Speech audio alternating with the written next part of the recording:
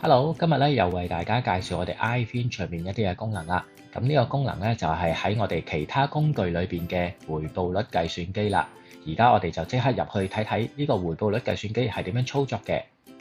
入到去之後咧，我哋睇到左邊同右邊咧有兩種嘅計算模式啦。第一個咧係規則現金流嘅模式啦，第二個咧係非固定嘅現金流模式。而家咧喺市場上面嘅工具咧，即係一啲產品啦，佢係有規則現金流嘅模式啦，亦都係有一啲非固定嘅，即係譬如話佢俾咗幾年錢啦，跟住俾佢累積一段時間，去到某個年齡，佢就開始咧攞一啲現金流。咁呢啲咧係屬於非固定嘅現金流模式嚟嘅。而家我哋咧就睇下規則性嘅一啲現金流模式究竟係點樣運作先。我哋而家就睇一個例子啦。譬如話嗰個產品咧，每個月咧你係需要供6000蚊嘅，10年之後咧佢會為你儲到100萬。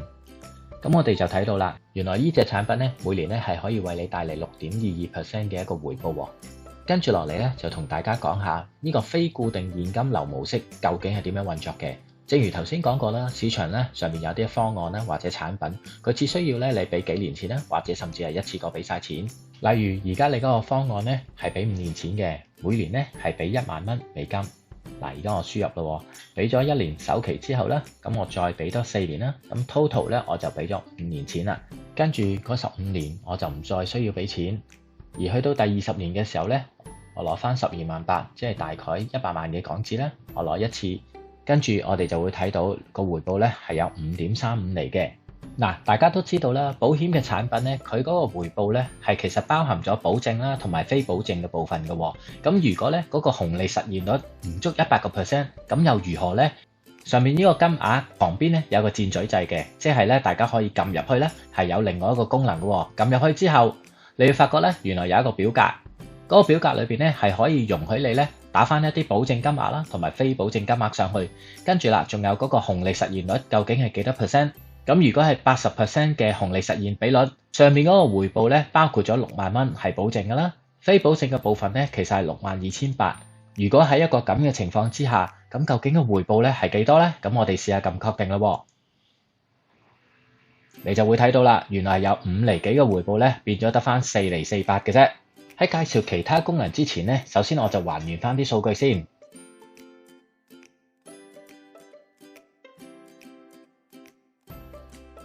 如果你想睇返之前所入嘅一啲現金流數字係咪正確嘅話，你係可以去返旁邊呢度有一個掣顯示詳情，你只需要撳佢一下，跟住咧就落返去下面，你就會睇返所有嘅一啲現金流嘅詳情㗎啦。至於如果你係想制定一啲自定嘅現金流，其實你都可以咧透過呢個詳情嘅表格係可以自己去編製嘅喎。你只需要喺呢個自定現金流白色呢啲嘅方格上面，自己咧輸入一啲自行嘅一啲數字就可以㗎啦。譬如話，而家我係唔想一次過攞12萬8嘅，我係想第一次攞6萬，第二次再攞6萬，第三次剩翻個金額，譬如話係仲有2萬嘅，我一次過攞晒佢。呢度所輸入嘅自定現金流資料咧，係會自動取代咗上面你頭先輸入嘅一啲嘅資訊嘅喎。咁我哋翻上去睇翻，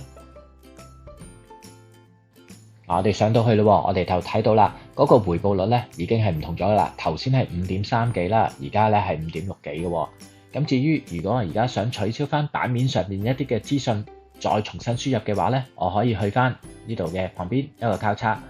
撳佢，再確定，我就會取消晒所有版面上面嘅一啲資料啦。用多個例子同大家講下，而家香港咧有一隻年金咧係非常之受歡迎嘅喎。譬如話佢一次過嘅保費咧係100萬，佢每個月咧就可以俾5001蚊你，咁即係1年咧就俾61200蚊你啦。咁當你嗰個預期壽命係去到80歲，而家咧就係當係60歲咁樣啦。咁攞20年嘅話，咁原來個回報咧只係得2厘鬆少少啦。咁但係如果話個預期壽命咧唔係80，預期壽命咧係去到90喎，咁我改一改個 number 啦，咁就變咗咧嗰個回報咧就由2厘鬆啲啦，就可以攀升到係4厘47嘅喎。至於呢個回報率計算機嘅功能頁，可唔可以好似其他嘅功能頁一樣，將一啲舊有嘅資料咧放翻入去咧？其實係得嘅喎，大家咧就可以去到呢度旁邊有一個放大鏡咁嘅 icon， 你撳佢，去到資料管理呢個版面嘅時候，你揀翻呢個回報率計算機，